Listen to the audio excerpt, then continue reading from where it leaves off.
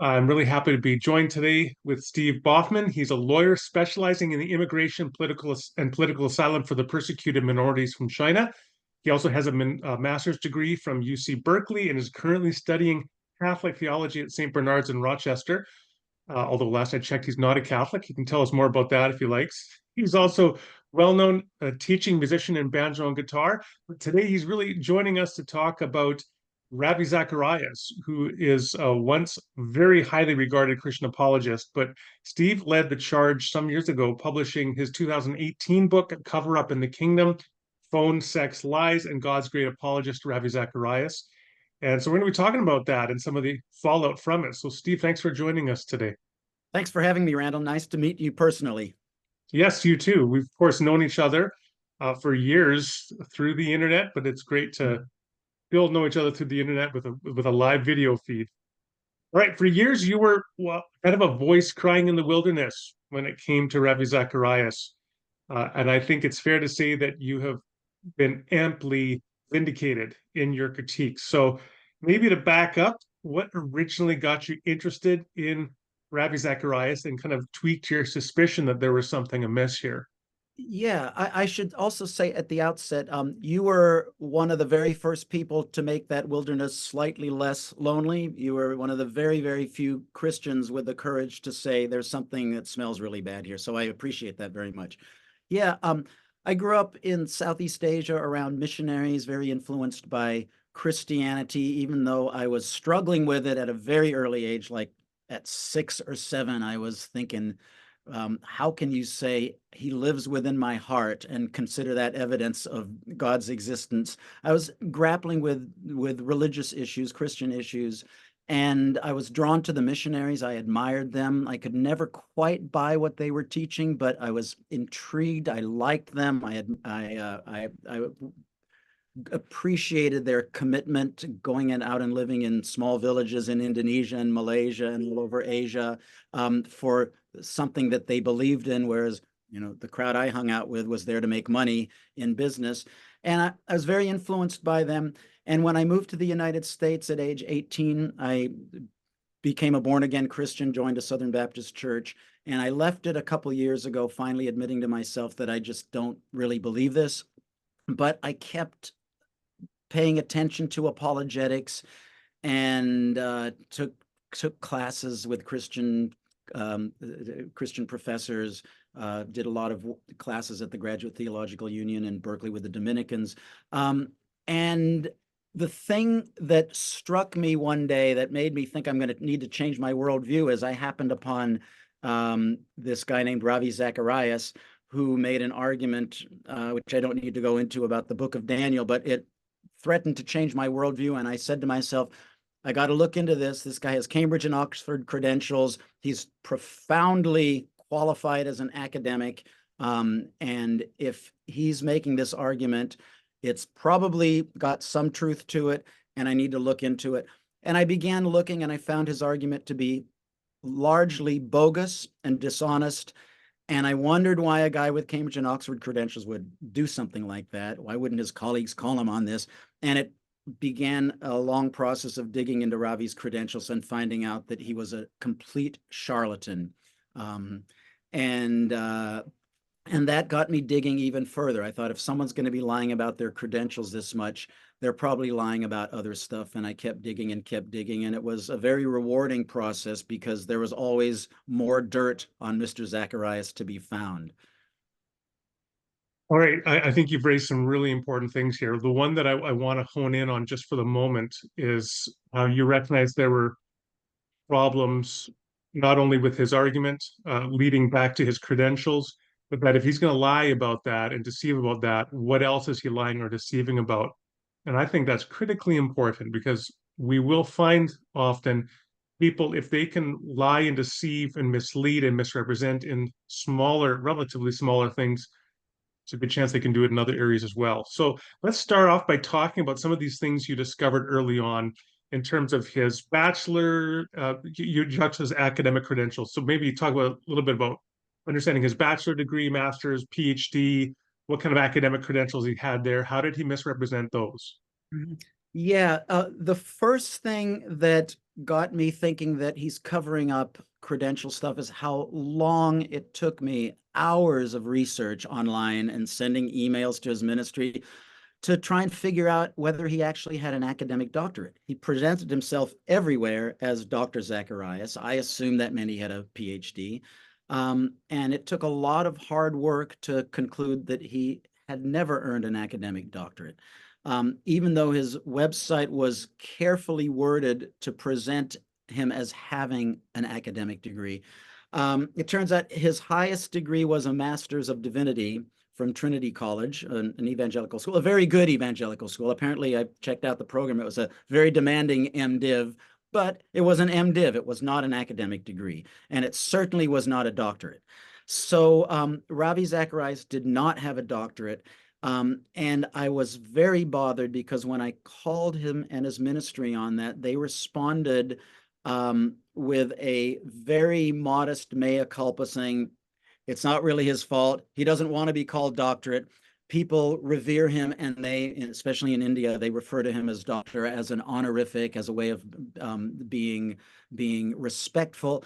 But Ravi, it turns out he played up the doctorate thing at every opportunity. When I called his personal secretary, she answered the phone, Dr. Zacharias's office. He had a sign, Dr. Zacharias, on his office. His bios and in his descriptions, author descriptions in his book jackets, he was Dr. Zacharias. So it was an eye-opening shock for me that his ministry tried to spin the Dr. Zacharias thing as an unwitting and something he'd gone along with really unwillingly, and that he was much too modest to be actually pushing that himself. He was all on board with it, and that was very significant. So in terms of his bachelor's, Just before you course, continue, I wanted to unpack that a little bit. Not everybody, I think, is going to really be familiar with the distinctions between an honorary doctorate versus an academic doctorate, and at what point things become deceptive or misleading, dishonest. Could you just unpack that a little bit more about what it means to sure. get an honorary doctorate and why that really is unethical to present yourself just unqualified as, Dr. Zacharias? Sure. And I should also say that the Dr. Zacharias thing is possibly the most trivial of Zacharias's misrepresentations. It really wasn't a huge deal. Mhm. And that's why his ministry very cleverly made a big deal out of their mea culpa was around that. They Mm. didn't mea culpa at all about Oxford or Cambridge or some of these other much more brazen, dishonest claims. They admitted that they're going to make some house cleaning changes around the Dr. Zacharias thing. But here's what it was. It's well known in academic circles that an honorary doctorate is something that you use when you are speaking at the university or the institution that conferred that honorary doctorate on you. In fact, Zacharias's first doctorate came from Asbury College, small Christian school, and they specifically, it's in their terms of honorary doctorates that you get to call yourself doctorate when you come speak with us. You don't get to call yourself Dr. Zacharias everywhere else. But that went by the wayside, and Ravi was calling himself doctor everywhere. And when you do call yourself doctor, you should put HON next to it, honorary. That avoids all ambiguity. It's a very easy, commonsensical bit of honesty. Let people know that it's an honorary doctorate. Ravi didn't do that. He rarely did that. Wayback Machine shows him calling himself doctor all over the place, very rarely disclosing that that it was an honorary doctorate, and it was just sleazy. Wasn't the crime of the century, but it was dishonest, and he was very determined to keep doing it Okay, I until really he couldn't appreciate get it. away with it Yeah, anymore. Yeah. and I'll say although I was a professor for 20 years, I didn't know that that institutions like Asbury would actually give directions for how to use their honorary doctorate. So that's really interesting. Yeah. Bachelors, you're just about to talk about bachelors. Yeah. And I should also say, just to give nuance to the Dr. Zacharias thing, there are gray areas. And Mhm. there isn't a manual you look to see how to avoid ethical Right. pitfalls. The point was that Zacharias was very determined to use Dr. Zacharias in a way that was ambiguous and that did not reveal that it was honorary. We Or do know exploited that. that ambiguity. He Um, exploited that ambiguity, and his website was worded with very misleading. He's been honored with a conferral of multiple of a doctorate or various doctorate degrees, not which is the same language that other universities use with their PhDs. So he exploited the ambiguity, and that is not controversial. But there okay. are gray areas that he exploited. Yes. His bachelor's degree was from a small Bible college in Canada, but somehow it got out that Ravi had graduated from the University of New Delhi. This was early in his time in the United States. And I do not know. First of all, I should say, every time I made an accusation publicly against Ravi Zacharias, I would present it to his ministry and say, hey, it looks to me like you've got a problem with this. Please tell me if I'm wrong before I go public with this. And I couldn't get them to respond to anything. Um, I'm not sure how the Ravi Zacharias graduated from University of New Delhi thing started. I first noticed it in the catalog of the professors at the Southeastern Baptist Theological Seminary. It said he'd graduated from University of New Delhi, which I'd never heard, and I thought I knew pretty much everything about him by that point. It turns out that he didn't. He went there for a year and then moved to Canada and undertook undergraduate Bible study, a Bible study, a theology degree. And it appears in some of his other event ads that he's graduate of University of New Delhi. I can't blame Ravi too much for that. I mean, he probably could have put the kibosh on it. But people say things about me that aren't true that make me sound better than I am. I can't run around putting out fires all the time. So forgiven, or at least factor in mitigation for Mr. Zacharias on that one. Okay. Uh, you also talked about an Asian Youth Preaching Award, Youth Preacher Award. That's an interesting one. How did you, what was the claim there? Yes, no mitigating factors in that one. In his autobiography, Walking from East to West, Ravi has a section on, as a young Christian, he was still in his teens in India. He'd been invited to represent Delhi, or represent Delhi at this international preaching competition in Hyderabad, India. And he describes it as contestants streaming in from all across India and Asia to win this prized Asian Youth Preacher Award. And it sounded very impressive, and he won the competition. And I just Googled Asian Youth Preacher Award and found that it doesn't exist except in Ravi's promo materials. And I was a little bothered by this, and I got bothered enough about it that I tracked down all three of the judges Ravi names in his book. Now, we're talking 1969 or something. This is a long time ago, but all three of the judges were still alive. And they all told me that this wasn't an international competition. One of them described it to me as a little preaching contest. And he was invited to be a judge because he just happened to be passing through that time. So this was a not a very significant preaching contest, fairly local in character, that Ravi made into a very significant sounding deal. And it was just misleading. I had dinner with him and I asked him about this, and he said, "No, Steve, I have a trophy that says Asian Youth Preacher Award on it." And I said, "Well, can I see that?" He said, "The text has faded." So, Uh, and then he told me he'd get a letter from someone who organized the competition and send it to me, and he never did. And anyone can just Google Asian Youth Preacher Award. It doesn't exist. okay.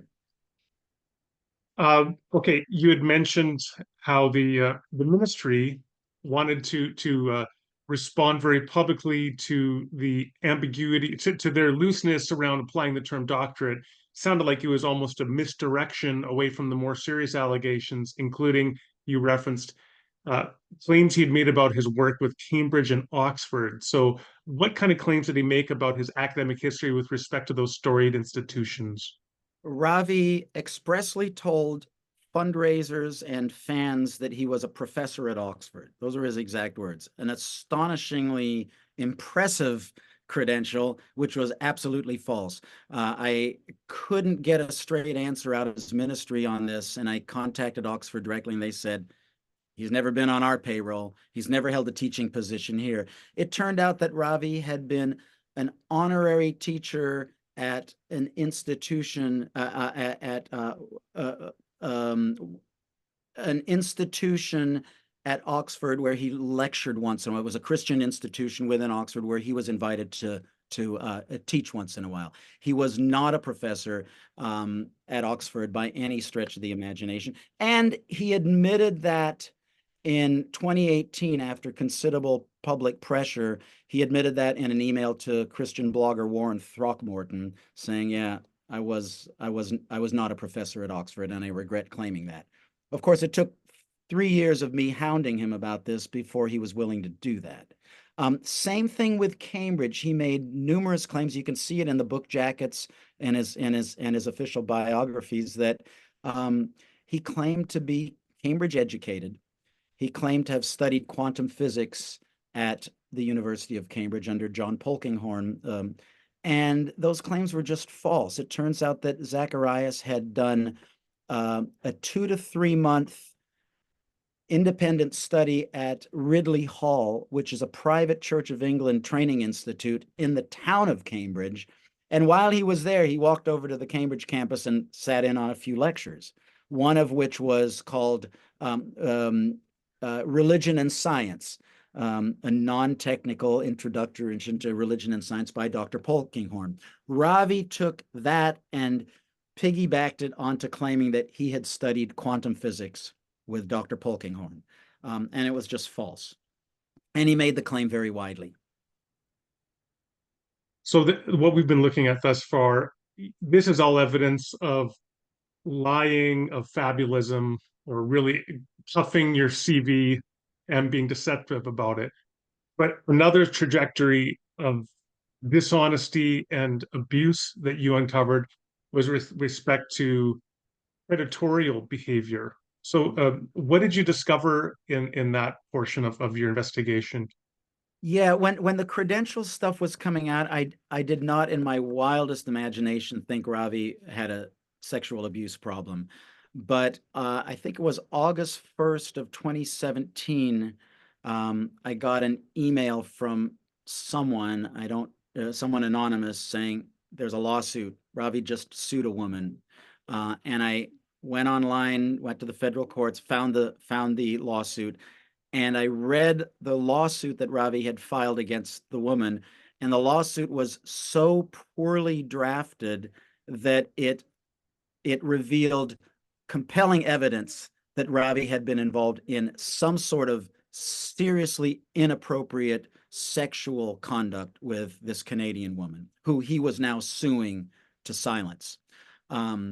And I couldn't tell much from the lawsuit, but the lawsuit revealed, again, very stupidly, this is just bad lawyering, that Ravi had actually threatened suicide if Mrs. Thompson told her husband about what they had been doing.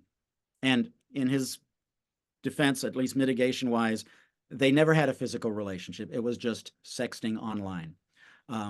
And she was a vulnerable woman who'd come to him for spiritual advice.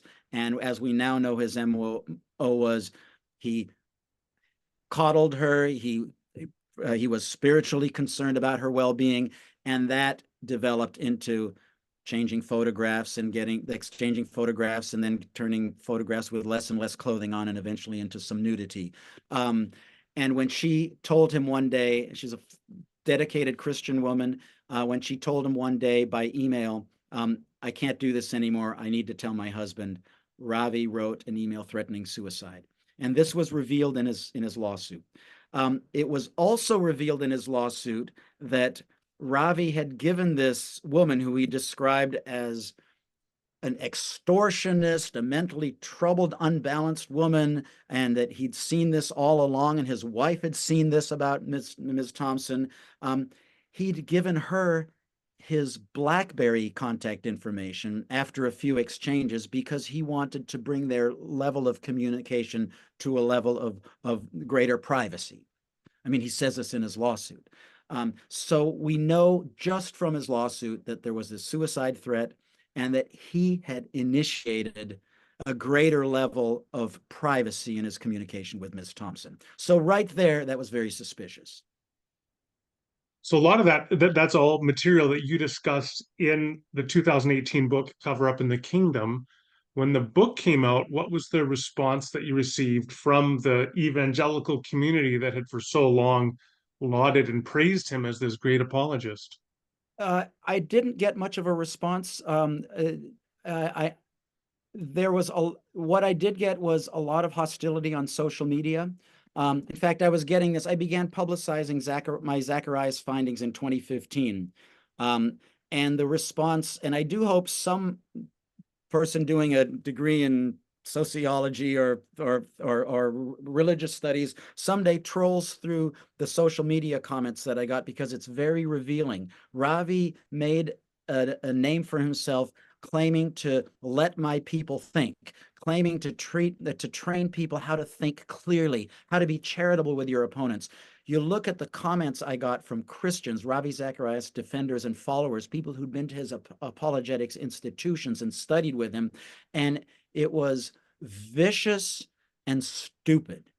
I was rarely engaged on substance. I was accused of doing this because I hate God. I was accused of all sorts of things, but nobody wanted to engage me on the substance. I mean, I had emails from Oxford and Cambridge, so nobody, of course, wanted to hear about those. They just wanted to look at my message, my messenger. It was all about the messenger and not the message. And I think that's a very significant thing that I wish would get talked more about in the Christian community, because something is going wrong with Christian education when someone that prominent with that many fans actually can produce zero thoughtful people willing to engage a critic rationally and charitably. Uh, yeah, so ad hominem right there, attacking you as a person, shooting the messenger, classic fallacy, red herrings, I think non sequiturs. It sounds like there's a long list of fallacies here. I do think, as you're saying, someone needs to study this because, to my mind, I'm gonna come back to this in a second, but let me give you an illustration. Some years ago, there was this journal called Social Text, and it was meant to be like a postmodern deconstruction journal. And a scientist, Alan Sokol, wrote an article full of gibberish, and he Right. submitted it to peer review in the journal, and the journal published it. And it was meant to be like a deconstruction of physics or something. And then afterwards, he came out and said, this was all baloney. It's all made up. It's gibberish.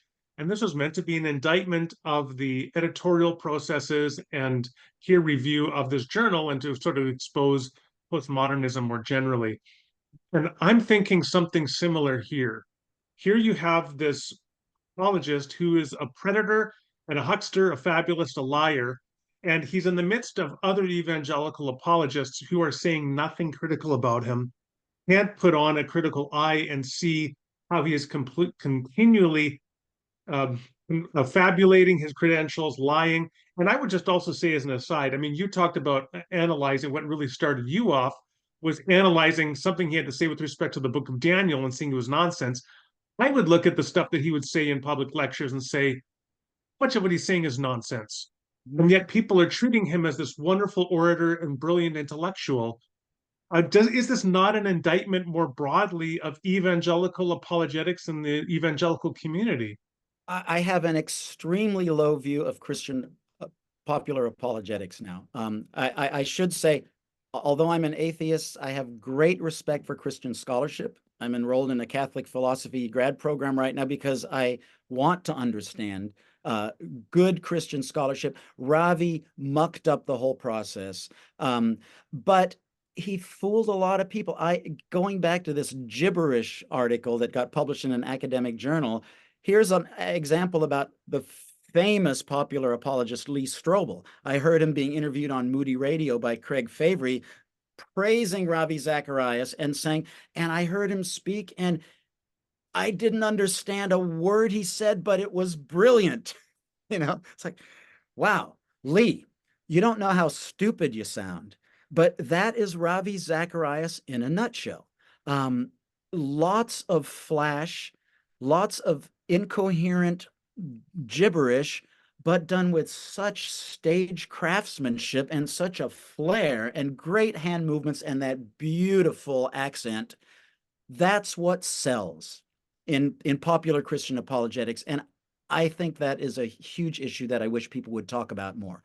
I mean, I still get emails from people, or I see things on social media where people say, for all Ravi's sexual predator sins, he was still a brilliant defender of the Christian faith, and I still read his books. And that's just a failure of Christian education, and a really serious one.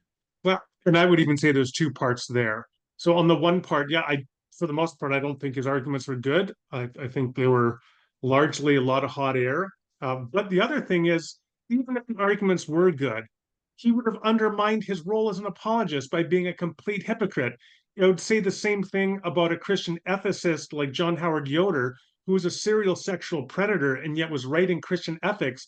Don't tell me about your contributions to Christian ethics if you've been sexually assaulting your students. And it's similar with someone like Ravi Zacharias. Yeah, I mean, it's an interesting issue because I sometimes think if some, like Heidegger was a Nazi, but does that mean we don't take Heidegger's philosophical contributions for what they are? It's a difficult issue, but we don't really have that issue because if you look at Ravi's arguments from a trained academic level, they aren't worth anything.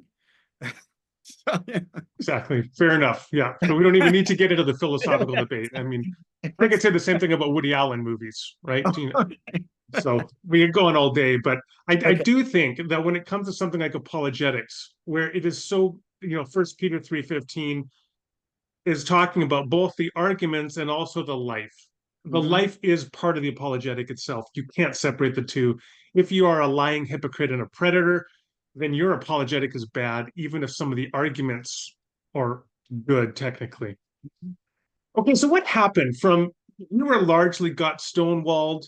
Eventually, of course, Ravi dies. I believe it was in 2020. Is that right? Yes. Of May of cancer. 2020, right. Okay. But right around that time, I mean, everything finally crashed down on him and on RZIM or RZIM or RZIM ministries. What was that whole process? How did things reach this critical mass where people eventually called him out and came to recognize you were right after all? Um, so 2017 December was when Ravi settled his lawsuit. And maybe in November he settled the lawsuit against Ms. Thompson.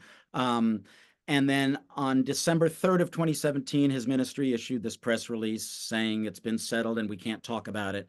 Of course, it had a long paragraph in there trashing Ms. Thompson and then saying, and sorry, we can't talk about it. But the Ravi returned on the surface to business as usual until his death in May of 2020. So that's what, 2.5 years of business as usual. What I've learned since he died is that there was a lot of upset and doubt and frustration and outright anger within his ministry.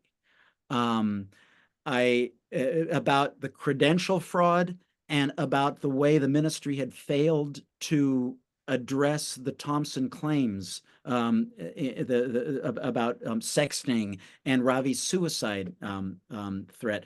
I leaked his suicide email to Ms. Thompson, I think in late November of 2017, and thought it got kind of ignored, but it turns out that there was a great stir amongst his employees, his scholarly ones, his itinerant preachers, where they were very worried about this stuff. But things kept going until he died. And when he died, um, as you know, Mike Pence, I mean, it looked like they were about to canonize Ravi as the first Protestant saint. And Mike Pence called him the greatest apologist of our century. Uh, Celebrities spoke about how great he was. And there happened to be a woman watching that who had been sexually abused by Ravi. And she was so disgusted by what she saw that she reached out to me. And she later told Christianity Today that she did not feel she could trust any of the Christians to have her back if she confronted the world about what Ravi had done to her. So she contacted me and she gave me what I took to be compelling a compelling story of what Ravi had done. He'd actually been in the spa business as a side hustle, and he was sexually abusing women. And she did not permit me to. She did not permit me to use her name, and so I couldn't. I was unpopular enough in the Christian world at that point that I didn't think I could expose this story because it would, if anything, it would benefit Ravi. That here's the friendly banjo atheist still at it, making bogus claims. But a couple months after that, I got a call one day at the office from a man named Anurag Sharma, who told me that he was a friend of Ravi's and he wanted to discuss spiritual stuff with me. And so I humored him and discussed spiritual stuff, which was kind of a waste of time. But right before our phone call ended, I said, Mr. Sharma, thank you for the talk. Do you know anything about Ravi having been in the massage business? And Mr. Sharma said, yes, I was in the massage business with Ravi. And my jaw dropped. I couldn't believe it. And I said, well, do you have proof of that? And he provided me proof. There's a video on YouTube that had very few hits because Ravi's name was not in any of the searchable criteria there. So nobody noticed it. But here's Ravi and Mr. Sharma having their grand opening of the Jivan Wellness Spa in Atlanta, and with a cast of Christian celebrities like Johnny Hunt, and I think even the governor or the former governor of Georgia spoke. And here's Ravi opening a spa. And we later learned, of course, that Ravi had been going into those booths with women and engaging in sexual conduct with them. But it wasn't till I exposed that the Christian world actually started acting like, well, maybe this Ravi Zacharias guy doesn't need to be a saint after all. Maybe we need to start looking into this a little bit, maybe. So basically, credential fraud galore, compelling evidence of it, indisputable, that this man was this man had been lying his entire career about his credentials. The Christian world didn't care about that. It was the sex thing that got them to actually say, oh my God, this is not good. And that essentially was the end of Ravi's ministry and his reputation. And to give Christianity Today credit, when I published my material on YouTube, but I gave it to Christianity Today to do further investigation, and they did a fantastic job. And they found more women who Ravi had abused, and they found all sorts of awful stuff. And then, of course, the ministry hired an investigative team, and we can talk about that later. But it took sex to get the Christian world to wake up about this utter charlatan. Yeah, sadly, that's often the case. So 2021 February, that report you just mentioned, Miller and Martin publishes its results, which yes confirms all the things you've just described, and it goes into further depth on some of them. Additional claims about like apartments in Bangkok, I think that he was maintaining, and so on. I think misusing ministry funds and so on to supplement this lifestyle. What was the final outcome for the ministry itself? We know that he had passed away the previous May in 2020. How did RZIM or RZIM, RZIM, how did they process it? Did they survive this? I grew up in an English colony where they said Z, so you're welcome to say Z. It doesn't make me cringe. So, yeah, the Miller report basically spelt the end of the ministry, although it's an ongoing issue about what exactly happened to the many, many millions of dollars they had. That's something we can talk about. I don't know a lot about it, but it's recently been brought to my attention that somebody may have run off with a whole bunch of money, and we don't know who or where, and people like Abdu Murray aren't answering questions. But the ministry formally closed up and stopped doing evangelical work and stopped taking donations. And people went off and found other jobs, many of them in Christian ministry. Well, I want to, as we begin to wind this down, I want to just say, okay, what are some of the big lessons as you look back? What does this tell us about the evangelical community, more generally, apologetics? We've already touched on some of this stuff, but like the circling the wagons bit, I find very disturbing. I mean, like you said, I supported you early, relatively early on, but I was, from the sidelines just cheering on what you're doing. But I got blowback, and there were, well-known Christians who cut ties with me as apologists, Mhm. who now saw me as an enemy, Mhm. and I think a lot of that, frankly, that there's just such a tightly woven subculture that if you do speak out about some of these people like Ravi here or hucksters and that, you're going to be cutting yourself off. Maybe I'll put it in crasser terms, from the food trough. Like, you're not going to be invited to speak at events or get invited on a podcast or get a publisher for your book. And I Yeah. think this is just very unhealthy. So what are your thoughts?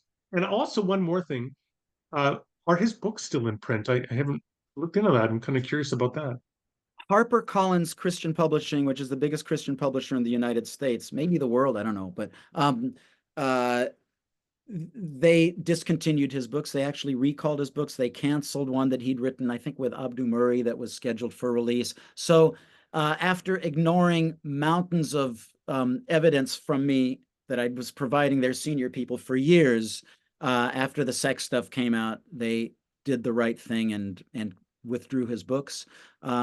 They are still available secondhand all over the place, but very cheap. You can buy them for probably less than $1. So yeah, his books are still out there. And sorry, what was the other part of your question? But just the big picture, like what are your big takeaways at this point after all of this? I mean, as you know, I'm a religious skeptic. I'm an atheist, and I I I was always very um, had warm fuzzies about Christian evangelicals. I disagreed with their religious conclusions, but I thought they were good people, and I had good feelings about things like the Southern Baptist Convention, which was the church was the denomination I was with. Um, I think very differently now. I think that apologetic institutions and Christian religious institutions, and this is probably true for Buddhist ones and Muslim ones and everything else, but I don't know much about them. The Christian institutions really are no different from secular corporations. They're no different morally from tobacco companies. They will get up and lie about the health effects, the health detriments of tobacco if it serves their bottom line. Ravi Zacharias people claiming to be Jesus followers, when the bottom line was under attack, God went by the wayside, and they turned to sin spinners, PR people like Mark DeMoss. They hired high-priced legal teams. They did exactly what a tobacco company or any corrupt for-profit institution would do to preserve their institution. God became an inconvenience. The dictates of the Sermon on the Mount, how to live, how to treat, what to do when someone attacks you. What if somebody sues you? What if someone wants to take your coat away?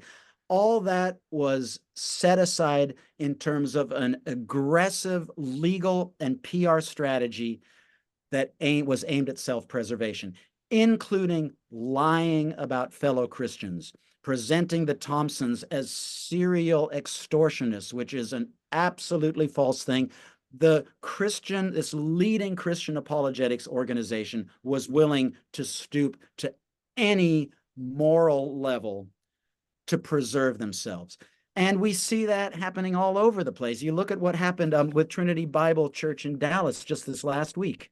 Steve Lawson, mega church pastor there, that just a couple of days ago, the church issued a press release containing no information other than that Pastor Lawson had been involved in some inappropriate relationship with a woman. They didn't say when, was anybody hurt, how long had this been going on, did the church do anything to cover it up? Absolutely nothing, just that he's been terminated for an inappropriate relationship with a woman. And by the way, all have sinned and all fall short, and let's keep that in mind, you know? So Yeah. it's the Christian apologetics industry and just Christian religious institutions in general deserve a great deal of cynicism about what their priorities are. Their priorities are first and foremost self-preservation, and the gospel gets set aside when it becomes inconvenient to follow. And I think that's very clear, and I wish they would talk about that more rather than saying, hey, we're all sinners, get over it. The irony here is I think you're being a prophet in the biblical sense for the apologetic community. And I can 100% agree. I think what you just said is borne out by the evidence. So one example, Wade Mullen, I should say, he did his Doctor of Ministry on how Christian organizations handle image threatening events, like very extreme crisis events. And every one of the ones he studied, he had something like 60 different organizations and churches, parachurch ministries, churches. Every one of them went to impression management control. So they invoked strategies of communication to control the message rather than to deal forthrightly in a vulnerable and truthful manner with the general public about what had happened. And that's where you're at the point that you're not no longer being a city on a hill. You're, like you said, like the tobacco company, just trying to control your bottom line and perpetuate the organization. And at that Yeah. point, I think you've really lost your moorings. But Randall, I mean, I have a question for you. Maybe you can help me with this because it bothers me. I don't understand it. What's going on in the minds of people in senior Christian leadership? These are people who take their religion very seriously. I mean, they're full-time evangelists and they're in professional Christian ministry. They supposedly believe that all things work together for those who love the Lord. They believe God has his eye on the sparrow. They believe that their God wants them to pursue truth. And when a crisis happens, all that goes by the wayside, and they become nothing, no better than cigarette companies. What is going on in their mind? I don't get it. Do they not believe their own religion in times of crisis? I mean, help me with that. Well, some of what you've just raised is so you're talking about a providential theology. Yeah, that's certainly a factor there, but I think perhaps even more pertinent is simply the call to do justice, act rightly, and so on, and to protect the poor and the disenfranchised and the marginalized. And they're not doing that, right? They are abdicating their fundamental responsibilities. And I think there are many reasons why that is, I suspect. I think one key factor that I often see is a rationalization, and a terrible one, to say that, well, if we allow this information to get out, it will quote unquote harm the ministry. Hmm? I'll tell you what's going to harm your ministry. It's covering up deception, misconduct, abuse. That's what's going to harm your ministry. Now, you may win the battle in the sense of controlling for a while what the message is and what happened. And maybe the ministry, Ravi's ministry, controlled things for a while and won the battle. They clearly lost the war. The truth always comes out in the end. And ultimately, if you're going to be a ministry proclaiming quote unquote truth and do so by perpetuating deception, deflection, misinformation, I mean, you've already lost the war. So Yeah. so what's happened between 2021, when everything kind of exploded finally, and today? Is there anything new that you've uncovered or learned about with respect to the Ravi affair? I discovered that as early as 2016, there were senior people in RZIM who were very upset about the credential fabulation. Okay, time frame. This is uh, 4 years before Ravi died. And this was 2.5 years before the sex scandal came out. These people knew that Ravi was lying about his credentials, and they kept their jobs. They kept supporting him. They kept, they went business as usual. That's an interesting thing to me, because I know some of these people now. A lot of them have, a half dozen or so of them have contacted me and apologized for what they had, for their role in ignoring me. But I still remain puzzled as to why they didn't speak out publicly, or why didn't they quit. So I think there's an issue there that still needs to be looked at. Why did you guys not say, hey, sure, I have a mortgage. Sure, I got a cushy gig where I get to go and stand in front of an auditorium and people look at me, and I've got a business card that says Ravi Zacharias International Ministries. Why were you not willing to give that up when you claim to have these profound religious convictions? I'd love to see that issue pursued more. In terms of RZIM, I hope some Christian journalist or some journalist pursues the issue of what the hell happened to all that money. Ministry Watch, in the past few weeks, I think it was, Ministry Watch contacted Abdu Murray to ask him because Abdu has his own ministry now, called I can't remember. It's called Embrace the Truth. How's that? Abdu Murray, as you know, is one of Ravi Zacharias' senior, most aggressive, vicious henchmen. He got off scot-free after the ministry crumbled. He went and started his own apologetics ministry organization called Embrace the Truth. He just hired a development director in Canada. And he's not responding to Ministry Watch's questions about whether he took a bunch of money from RZIM. There's very ugly stuff going on here that, now that the ministry has supposedly taken its shingle down, the Christian press thinks the issue's over. And it isn't. What happens when a corrupt organization with millions of dollars in its coffer gets busted? Do the corrupt people just get to pocket the money and start their own Embrace the Truth ministries? I mean, that's a big issue that I hope gets looked at, and I don't know what to say about it. This is something that's come up recently, and I don't know if anyone's working on it, but I hope someone does. A lot of the evangelists have now gone on to different academic careers or are working for other institutions.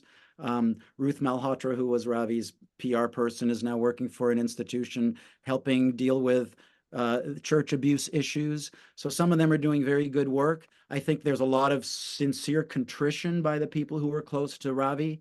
I think the question still remains, well, why the hell did you wait so long? I mean, contrition is one thing, but why did you wait? I mean, it's,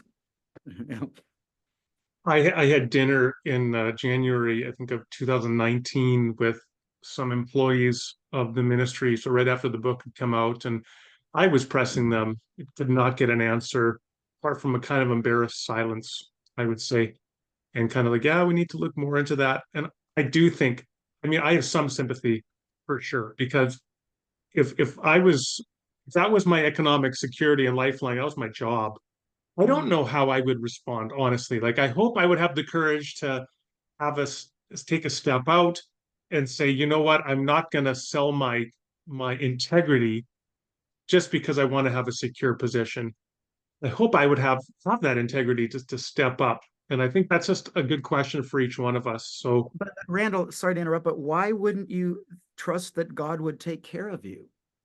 I mean, well, I certainly hope I would, but I think some degree of humility. I mean, it's kind of like, the question, if the guys came to your door and, in the Roman Empire, and they're saying renounce Christianity or be tortured.